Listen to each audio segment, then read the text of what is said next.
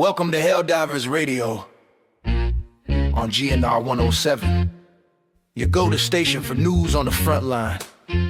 Holiday edition. Joe Turner at the desk, Penny keeping the lights on, Bulldog reporting in, even in the snow. Wherever you are tonight, stay warm, stay sharp.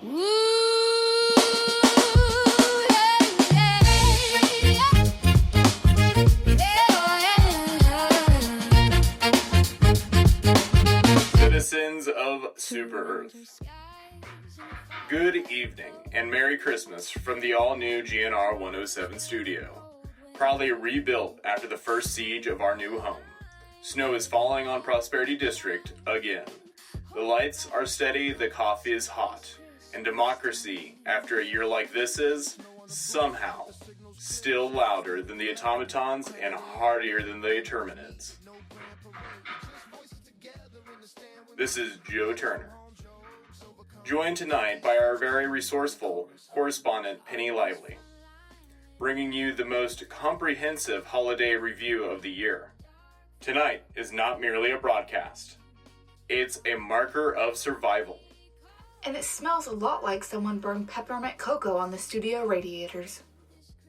That would have been your doing, Penny. A festive mishap with the new induction kettle. It said low heat. I assumed democracy ran on trust. Trust is for elections.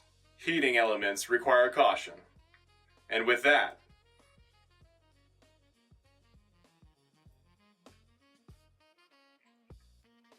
citizens, tonight we bring you the full year in review. From January through November, along with Christmas situation on the fronts, updates on the maximum security cities, breakthroughs in gloom-resistant polymers, DS upgrades, and the Hive World campaign, and congressional approval for a new, slicker, and compact data system for the fleets. We also have Bulldog, who will be jumping from system to system throughout this broadcast to provide us with the true scale of this war that still rages on all three fronts. He's already deployed on a frozen ridge, somewhere far from home. We'll cut to him shortly. But first, Penny, let's start by bringing citizens up to speed on why GNR-107 has been quieter the last few months. Quiet only in broadcast, Joe, not in construction.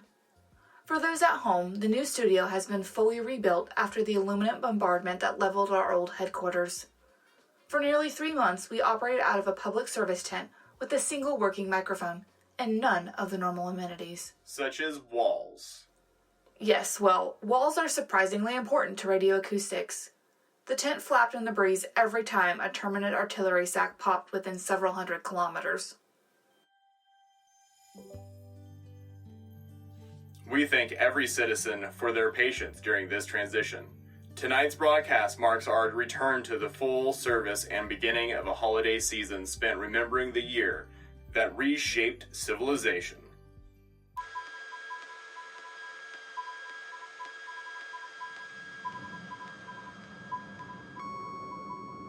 Evening, GNR. Bulldog reporting in. Just touched down on something the brass are calling a limited incursion zone. Snow's coming in sideways.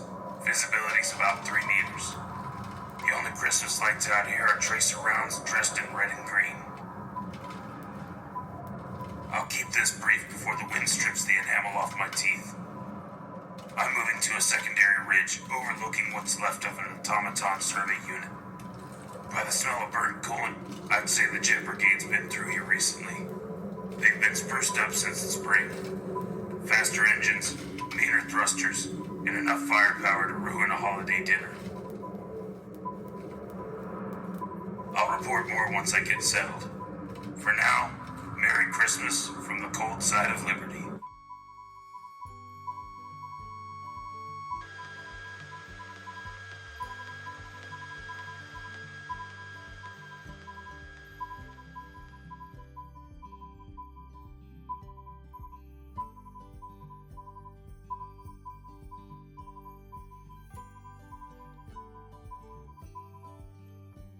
let's return to the beginning of the year.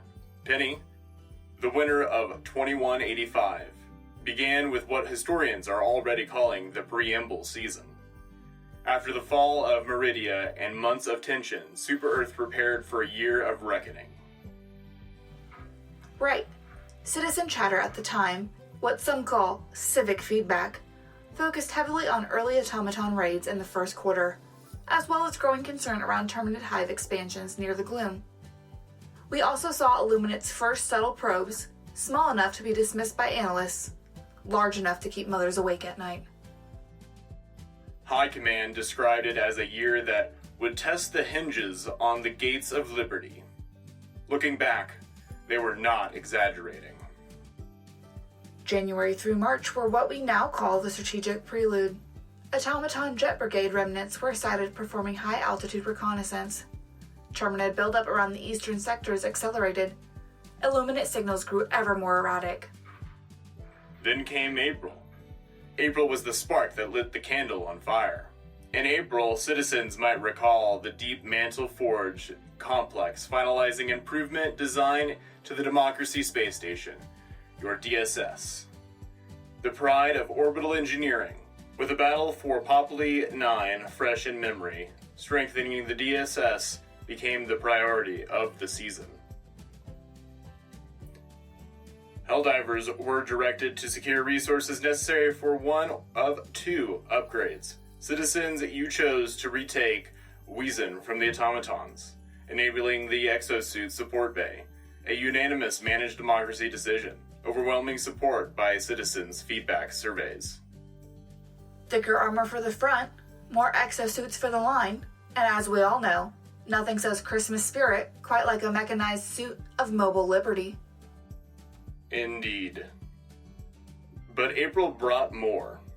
The second Gloom expedition into Nival 43 marked the turning point in our understanding of the Meridian Singularity. What began as a mission for E-710 quickly escalated into a struggle against the Predator strain. Do not remind me. Those field reports were a nightmare. The Predator strain spread faster than any model predicted. Before long, millions of citizens were fleeing Gloom-adjacent planets under sudden assault. And then the Illuminate launched attacks on Fenrir 3 and Pylonin 5. This was the first sign that the enemy intended to disrupt our attempts to halt the singularity.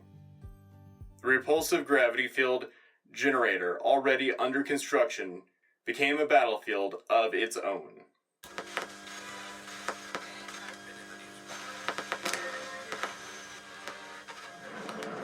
GNR, Bulldog again.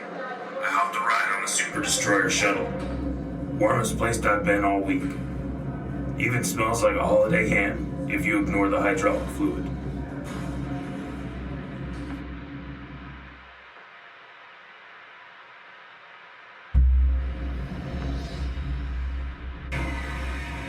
Heading down to the edge of a Terminid incursion. From what I can see on the monitors, these aren't your run-of-the-mill buggies. Looks like remnants of the Predator strain, mixed with some spore burst cousins. The kind that light up the sky like festival fireworks when you shoot them. Yet fireworks screamed and tried to eat your face. I'll pick up where you left off. These strains get uglier every year.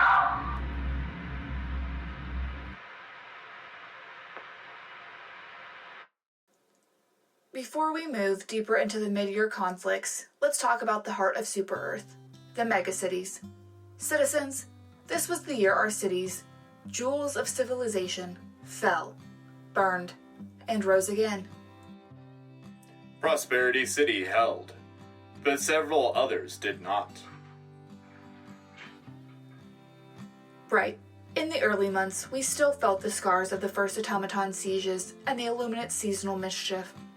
Though none had fallen this year, the cracks were forming. Infrastructure was strained. Orbital defenses stretched thin. Reinforcement budgets flickered like cheap lights strapped to a hell pod. It was only the calm before the storm. April, May, and June marked the escalation phase. By this point, Terminids were spreading at exponential rates, automatons had rebuilt their jet bridge, and the Illuminate were launching hit-and-run psychological operations. Let's go through them in order. In May, the automatons exploited the weakened defenses. Their jet bridge and incendiary corps resurfaced. A synchronized assault saw them claim territory across sectors that had previously been stable. A legal note for citizens. Super Earth formally denounced this as perfidious aggression, a phrase used only when bureaucrats are truly fed up. Simultaneously, the Terminids released the Predator strain on multiple worlds, and the gloom began to whisper signs of movement. Rumors of Illuminate ghost fleets started circulating. The confidence was shaken. In response to rising citizen anxiety, and we do phrase that as civic feedback, Super Earth authorized the construction of maximum security cities, fortified to withstand everything from Terminids to poor voting habits. The first three began construction mid-year: Fort Union, Ameria, and Fort Sanctuary. By June, their first families were already trickling in, grateful for the extensive facial recognition arrays, drone patrols, and personal defensive amenities. For those listening, yes, those cities are the ones featured in state service commercials this season. The ones with children playing under holly wreaths while Gatlin sentries rotate behind them. Adorably safe. Bulldog aboard the SC Resolute. I caught a hop from the snow front to this destroyer because Command wanted a ground report from the orbital perspective. I'll tell you what, nothing says Christmas like the glow of 1,000 hell pots lined up like ornaments ready to drop. The crew's decorating the bulkheads with tinsel strips. Strictly regulation length, of course. Engineers are painting candy cane stripes on the gun housings. It's nice to see the human spirit shine when there's a war on 3 fronts. Next up, a hot zone on Arata Prime. Terminids have been burrowing under city infrastructure again. I'll report once boots hit the ground. June gave us one of the most scientifically significant months in recent memory. Early research into gloom-resistant polymers began. Scientists discovered Terminid exoskeletons. Proteins could disrupt spore cohesion when formulated into synthetic shielding. This was the precursor to the major breakthrough later in the year, but more on that in part 2. E710 harvesting expanded across several sectors. Earlier signs of the substance that would become E711, found later on the Hive World, began circulating in academic circles, disguised as high-value samples in public reports. Civic discussions regarding stratagem expansions reached new highs. Citizens wanted more airburst options, more exosuit availability, and quicker cooldowns. High Command called this spirited engagement, but anyone who stole the message boards knows what it really looked like. And with that, let's take this moment for a break to reflect. During the holiday season, the Ministry of Defense reminds you, if you're not spreading cheer, you're probably aiding the enemy.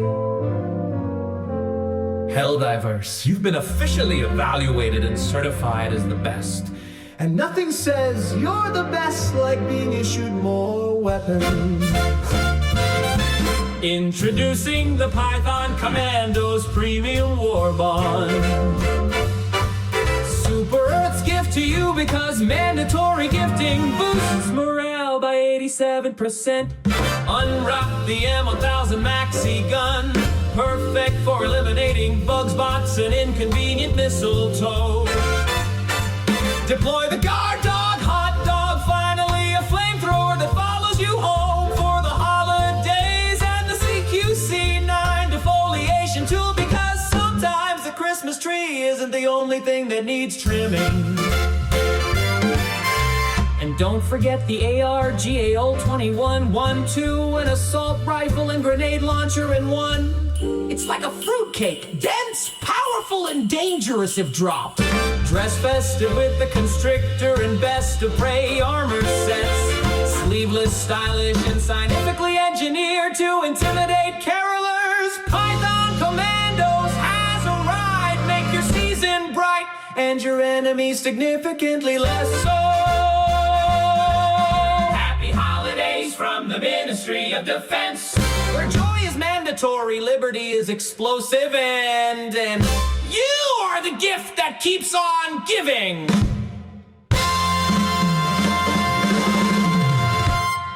Welcome back to GNR-107.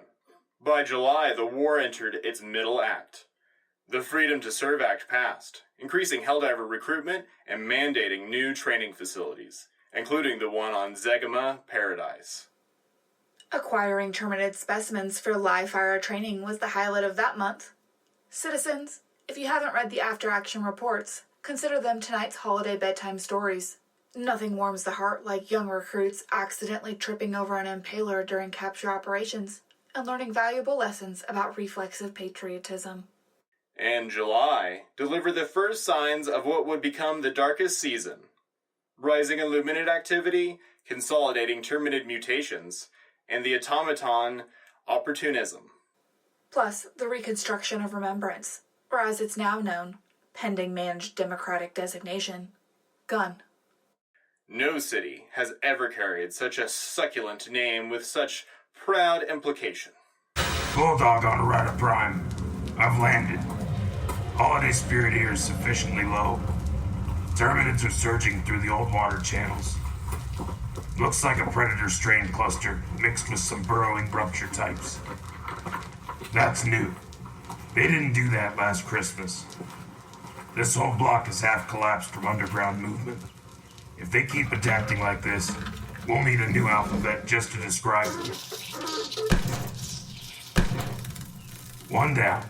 Or half down. Hard to tell. I'll send another update soon. This quarter had battles worth remembering. And I'll get into that once the bugs stop interrupting me.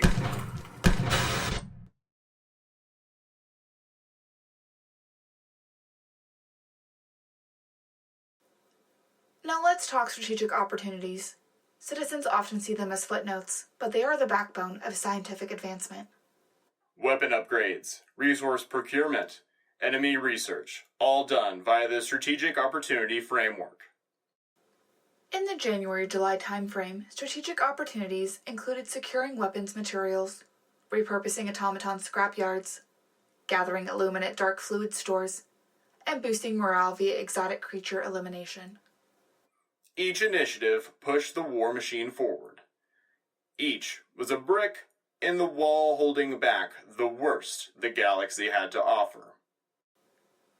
In several of them, as we'll discuss in Part 2, directly enabled the liberation of the Hive World.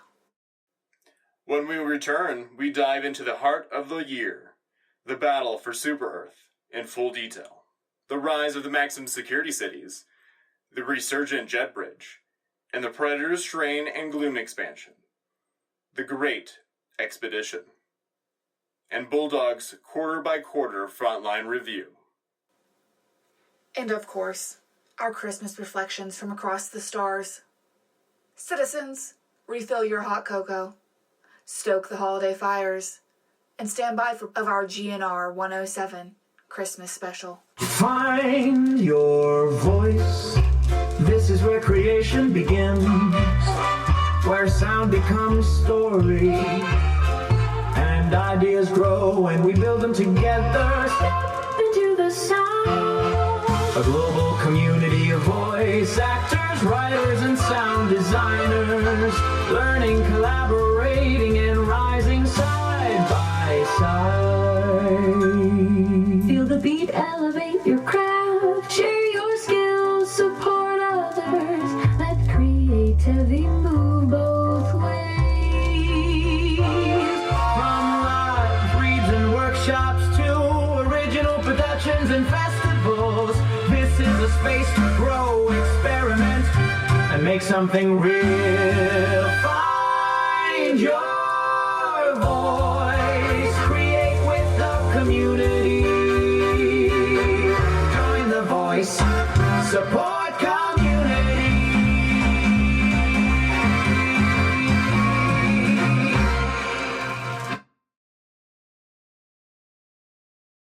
Welcome back, citizens. You're listening to the Christmas Special, broadcasting live from our rebuilt studio on Super Earth. If you're just joining us, we've covered the early year conflicts, scientific breakthroughs, and the first harbingers of the year's great turning point. Now we step into the heart of the calendar, the season where the war bared its teeth. From the siege of Super Earth to the rise of maximum security cities, from the Jet Brigade's resurgence to the gloom pushing outward, this is where the year earned its scars.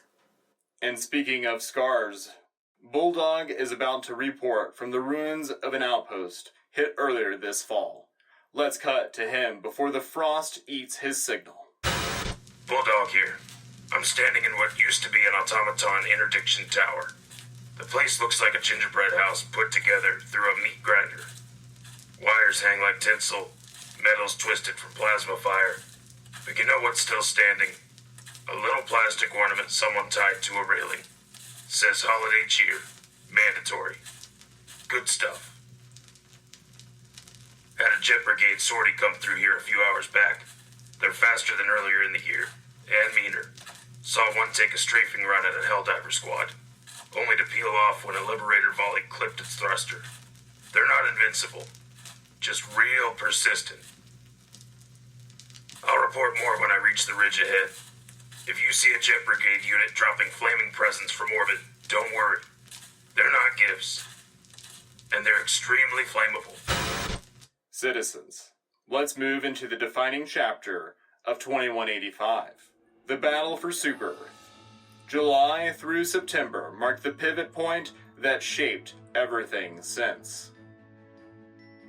Illuminant remnants launched psych strikes on urban centers. Automatons attempted to coordinate, push from the western sectors. Terminids surged towards the homeworld's agricultural belt. For the first time in decades, all three enemy factions had our coordinates. The warfront descriptions that month read like something out of a civic nightmare. Data center evacuations, high-altitude fighter losses, orbit-to-ground communications disrupted by illuminate distortion fields. And that was before the Terminids started burrowing under the suburbs. The Helldivers' response formed what has now entered history as the Tri-Front Shield.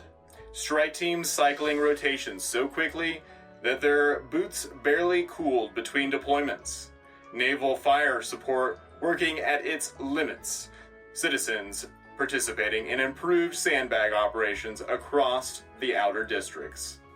Even Prosperity Station's tram system was conscripted as a mobile medevac shuttle. You never forget the sound of a city trying to stay calm while the sky turns hostile. But citizens, it held. Super Earth endured. During this same stretch, we saw the collapse of several major metropolitan zones. 2 megacities, names omitted pending managed democratic designation, sustained catastrophic infrastructure damage. Illuminate bombardment cracked their orbital defense scaffolds, and automaton ground incursions flooded the streets. But the remarkable story is what happened next. Reconstruction began while fighting still raged. New facilities rising overnight with volunteer brigades. Engineers using repurposed exosuit parts as load-bearing structures. Citizens knitting thermal blankets for evacuees. Entire apartment blocks functioning as temporary civic bunkers.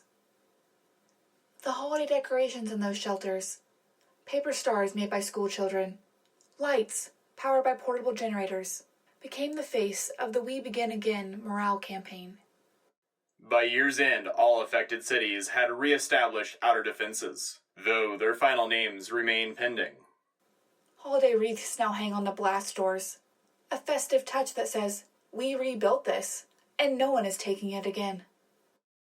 No single facility has seen more activity this year than the Democracy Space Station. From the earliest crisis to the final quarter, the DSS was both sword and shield.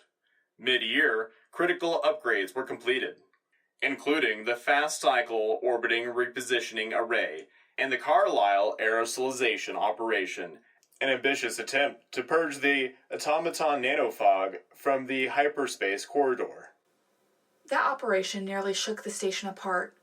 Pressure warnings going off hour by hour. Entire decks evacuated due to contamination risks. Reports indicated that residue from the aerolized nanofog caused temporary hallucinations among technicians. Fortunately, resolved before any permanent harm was done, and strategically vital. Carlisle's corridor reopened within days. Joe, Penny, got eyes on jet brigade units over the ridge. They're running in pairs. Something new since spring. Patterns tighter. Thrusters burn from blue to white hot when they bank. Looks like mid-year enhancements the Automaton stole from the Deep Mantle Forge paid off for them. But Helldivers are adapting. Saw a squad take down a jet brigade with synchronized shoulder launchers. Clean shot, crisp timing. Didn't even break their holiday garland chains tied to their gear. Say what you will about managed democracy. Our soldiers have style. Now let's turn to the maximum security cities, one of the most consequential civic projects since planetary unification. Citizens demanded safety. Super Earth responded with fortresses. Constructed throughout the mid to late year, each MSC operates with automated drone sweeps, pressure-sealed housing modules, and continuous morale programming. They stand as proofs of concept for what urban life might look like in a civilization permanently bordering hostile species. The early residents report an exceptional level of security. Some say comfort, though that depends on one's relationship with compulsory daily patriotism broadcasts. This season, their internal districts are decorated with holly, lights, and ornamented blast shutters. Citizens often joke, nothing captures the holiday spirit like a wreath on a reinforced bunker door. As summer turned to autumn, the war entered what analysts call the tripartite phase. Terminids expanding, automatons pushing deep, Illuminate performing unpredictable space-time disruptions. It was chaos, Joe, but structured chaos. Helldiver deployments moved in rotating cycles to ensure no sector collapsed. Citizen morale fluctuated wildly, and strategic advisory bulletins were issued by the hour. It was during this period, Penny, that the Hive World campaign began. Bulldog reporting from the surface of Asham, or what passes for a surface. It's a mess of tunnels, vents, and holes big enough to swallow a destroyer if you're not watching your step. Citizens, this fight was unlike anything else this year. The Hive World campaign lasted weeks, maybe months depending on how you count days when the sun never rises. I watched Helldivers wade through spore clouds thick as wool. Predator strain packs hunting in patterns no book should have the brains to manage. And deeper inside, that's where we first found the spore burst and rupture strains in full force. That sound, rupture sac going off in a distant tunnel. They use pressure buildup to blast open new routes. Charming creatures, aren't they? By the time the Helldivers reached the royal chambers, hive structures taller than civic towers back home, the place was lit by bioluminescent sacs, dripping like inverted Christmas lights. And if that image doesn't ruin eggnog for you, I don't know what will. Ashawn fell because Helldivers refused to. That's the whole story. I'll save more for the year in review segment. Now, citizens, let's cover the scientific marvels that kept us alive this year. No breakthroughs are ever purely technical. Each represents thousands of minds working tirelessly under threat. The major tech rollouts include gloom-resistant polymers shielding against both spores and micropuncture toxins, atmospheric autoclave systems capable of sterilizing contaminated zones, enhanced exosuit armor plating for frontline units, the introduction of repulsive gravity field generator for singularity control. And though details remain classified, the research behind the potential E711 refinement discovered on the Hive World.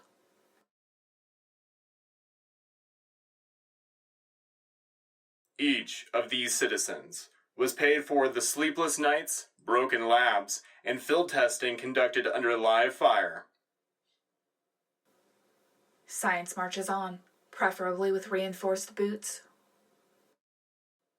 Next, let's take a moment to acknowledge the expansions to our tactical arsenal. Stratagem developments this year included enhancements to anti-armor systems, artillery dispersal, and advanced drone delivery packages. Citizen feedback, framed properly as coordinated civic pressure, played a significant role in accelerating approvals. High Command refers to this dynamic process as guided enthusiasm. And the EGL-21 Grenadier Battlement, permanently authorized after its success against the Illuminant incursions, stands as a symbol of that cooperation between citizen voices and military engineering. As promised, here's the year. One highlight from each quarter, field perspective only. First quarter, Predator strain emergence. Worst surprise since my ex-wife brought a ripper pupper to the divorce hearing. Second quarter, Jet Brigade resurgence. They hit fast, broke harder, and Helldivers broke them harder still. Third quarter, Tripartite front. Everywhere you turned, something was exploding for a different reason. Fourth quarter, Hive World of Sean. The big one. The kind of fight that defines a generation. I'll give more detail during the Christmas toast. For now, signals fading as I move toward evac. As the year entered its final months, the gloom itself shifted. New ridges formed, new spores appeared, and tremors indicated subterranean mass movement. Outpost Alpha 1 of this year's Great Risk was constructed at the gloom's perimeter in hopes of establishing predictive observation posts. Engineers worked around the clock. Scientists lived with gas masks on. One researcher even decorated his entire lab with holiday lights, insisting it helped morale.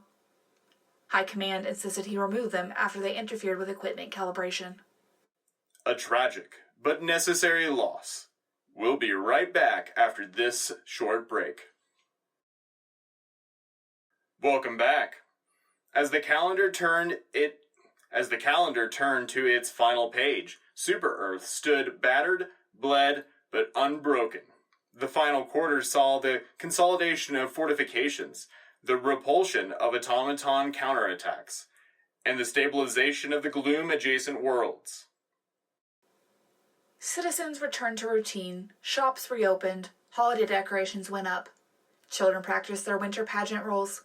For the first time in months, the sky over the capital looked clean. And that brings us to where we are tonight, broadcasting to every Bulldog corner here. of the galaxy, Last report for the celebrating night. a victory I found a not quiet of land, ridge. but of Snow's endurance. coming down steady. The battlefield's glowing faint orange under scattered fires. Never thought I'd call this peaceful, but after the year we've had, it is. So let's wrap up this year the only way a field correspondent knows how. Quarter by quarter, operation by operation, and with the truth as clear as a frostbitten sunrise. January. We learned the enemy wasn't sleeping.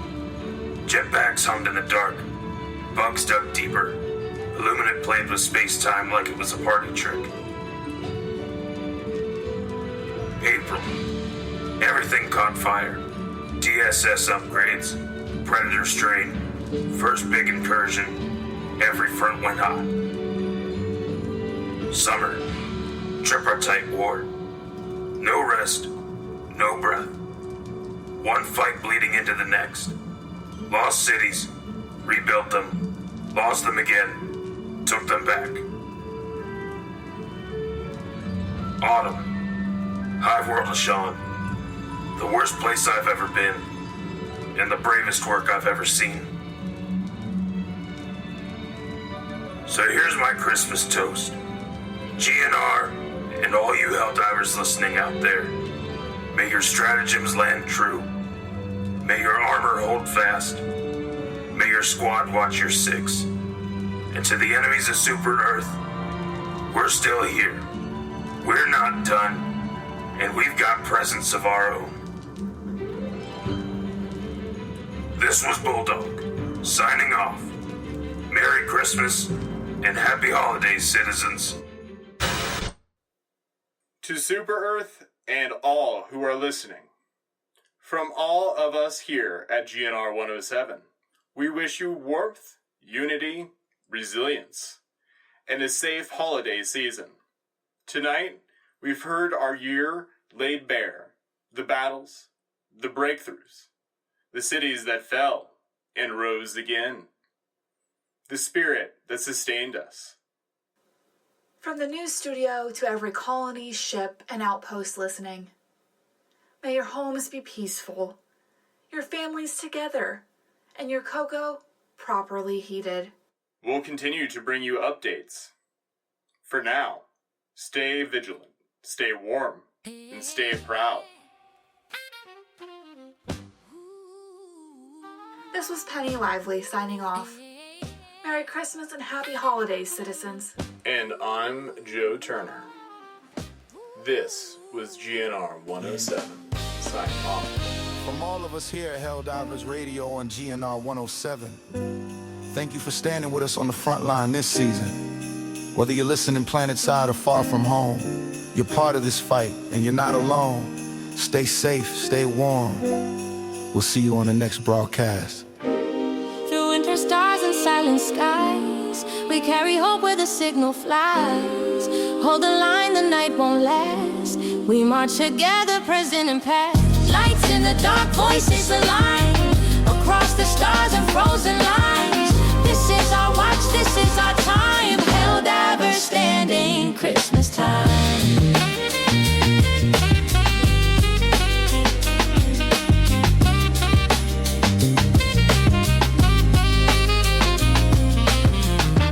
This was a PV production. This show's voice actors are Bulldog as Devin Keister, Penny Lively as Ashley Peavyhouse, Joe Turner as Grant Peavyhouse.